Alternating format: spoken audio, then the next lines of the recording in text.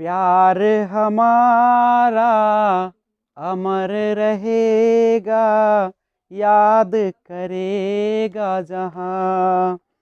तू मुमताज है मेरे ख्वाबों की, मैं तेरा साहे जहां। ओ आ,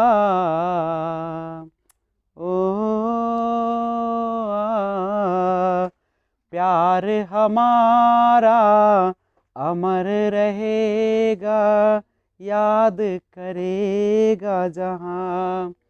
तू मुमताज है मेरे ख्वाबों की, मैं तेरा साहे जहां।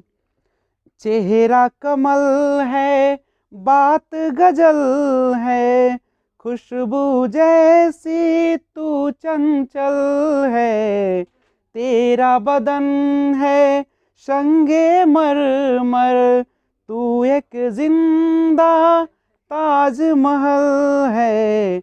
उतरी है तू आसमान से, तुझ सा जमी पे कहाँ।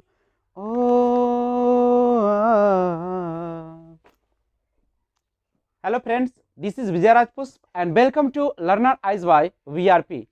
तो आइए आज हम लोग पार्ट 32 के अंतर्गत मैथ पेडागोगी का आकलन के प्रतिमान यानी पैराडिग्म्स ऑफ असेसमेंट को देखते हैं। तो गौर कीजिएगा, जनरली इसे हम 4 पार्टों में पढ़ते हैं और ये क्वेश्चन बार बार पूछा भी जाता है। तो ध्यान दीजिएगा, एक होता अधिगम के लिए आकलन, एक होता अधिगम का आकलन, और एक होता अधिगम के रूप में आकलन, और एक होता है अधिगम में आकलन। ये आपके लिए एक नया है, अधिगम में आकलन। पहले समझिएगा, अधिगम के लिए आकलन यानी असेसमेंट फॉर लर्निंग, ये क्या होता है? आखिर अधिगम के लिए आकलन किसे कहते हैं? तो देखिए, जब भी किसी पाठ को पढ़ाया जा रहा होता है या कोई कार्य अगर चल रहा होता है या आप किसी भी चीज के दौरान, उसी के दौरान अगर आप क्या करते हैं कि आकलन करते हैं, तो हम कहते हैं कि यह अधिगम के लिए आकलन है। जैसे पढ़ाते समय बीच बीच में प्रश्न पूछना, मान लीजिए कि एक बच्चा को आप भ्रमण पर ले गए हैं और उसी भ्रमण पर आप उससे संबंधित कुछ प्रश्न पूछ रहे हैं, तो वह आपका अधिगम के लिए आकलन होगा। मान लीजिए कि कोई बच्चा खाना खा रहा है और आप उसी दौरान उससे कुछ क्वेश्चन डाल रहे हैं खाने के दौरान, तो वह आपका सीखने के लिए आकलन होता है। सीखने अधिगम का आकलन क्या है? Assessment of learning. तो इसमें हम किसी कार्य को खत्म करके या जांच करते कि हमने कितना सीखा और इसके द्वारा ग्रेड या स्कोर दिया जाता है। यानी जब भी कोई कार्य खत्म हो जाती है, कोई पाठ खत्म हो जाती है, कोई आप कह सकते हैं कि जो सत्र होते हैं वो समाप्त हो जाते हैं, तो उसके बाद जो आकलन की जाती है ना, वही कहलाता है अधिगम का आकलन। उसके बाद तीसरा अधिगम के रूप में आकलन। इसमें क्या होता है कि बच्चा जब बैठा तो समूह में ही होता है, लेकिन जब वह खुद के बारे में सोचता है कि उसने क्या ज्ञान प्राप्त किया, क्या नहीं किया, उसमें क्या कमियां हैं, क्या उसमें कुछ सीखा है, तो जब कोई बच्चा खुद का आकलन खुद से ही कर रहा होता है, तो उसे हम अधिगम के रूप में आकलन, असेसमेंट एज लर्निंग के नाम से जानते हैं। यह सीखने की प्रक्रिया के दौरान चलता ही रहता है। और लास्ट है अधिगम में आकलन, असेसमेंट इन लर्निंग। अधिगम के दौरान किसी एक प्रश्न को हल करने के लिए, मान लीजिए कि एक प्रश्न है आपके पास और उसको हल करने के लिए जो आकलन किया जाता है वही कहलाता है अधिगम में आकलन। ध्यान रखिएगा, यह जो किया जाता है किसी एक प्रश्न को हल करने के दौरान ही की जाती है या के लिए किया जाता है। इसमें छात्र अपने अपने विचार व्यक्त करते हैं।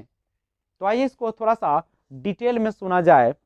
सबसे पहले अधिगम के लिए आकलन, जो आपने देखा कि किसी भी पाठ के, किसी भी सत्र के या किसी कार्य के दौरान जो आकलन किया जाता है उसी को हम लोग कहते हैं अधिगम के लिए आकलन। तो अधिगम के लिए आकलन निर्माणात्मक आकलन यानी रचनात्मक आकलन पर आधारित होता है। क्वेश्चन पूछा जाता है कि बताइए अधिगम के लिए आकलन जो होता है वह क्या होता है? यह रचनात्मक आकलन पर आधारित है कि यह जो होती है योगात्मक आकलन पर आधारित है, तो यह जो होती है अधिगम के लिए आकलन यह रचनात्मक आकलन पर आधारित होता है।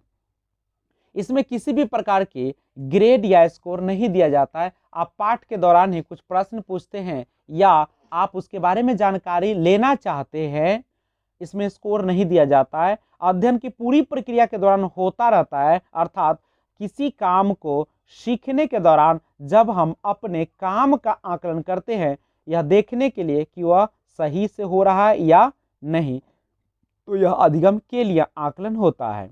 इसमें हम निदानात्मक आकलन का भी प्रयोग करते हैं, जैसे पढ़ाते समय बीच बीच में प्रश्न पूछना, यह अभिप्रेरणा को बढ़ावा देता है। और अगला है आपके पास दूसरा जो है अधिगम का आकलन। अब आइए जानते हैं अधिगम का आकलन के बारे में, जिसे हम असेसमेंट ऑफ लर्निंग कहते हैं।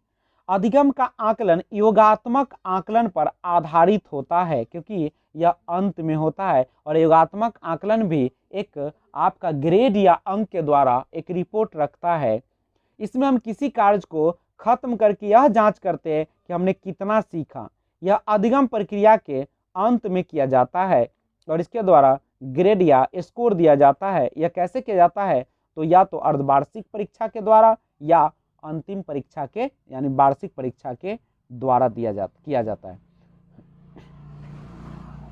आगे समझिएगा। अब आपके सामने है तीसरा अधिगम के रूप में आकलन, असेसमेंट एज लर्निंग। इसमें छात्र या छात्रा या व्यक्ति अपना आकलन करता है कि उसने किसी चीज को कितना सीखा है। इसमें बालक जो होते हैं सेल्फ असेसमेंट करता है, खुद का आकलन खुद के द्वारा ही करता है और यह सीखने की प्रक्रिया के दौरान चलता ही रहता है। और लास्ट है अधिगम अधिगम में आकलन, असेसमेंट इन लर्निंग।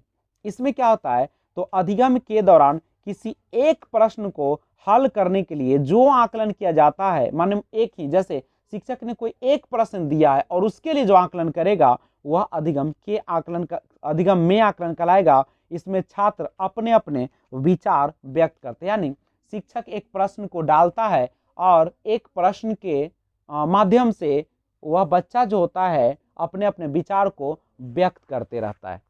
तो एक छोटा सा था लेकिन काफी इंपॉर्टेंट है। ये सीडीपी में भी आपको पूछे जाएंगे और मैथ पेडागोगी में भी पूछे जाते हैं। तो आई होप कि आपको ये वीडियो अच्छा लगा होगा, समझ में आया होगा।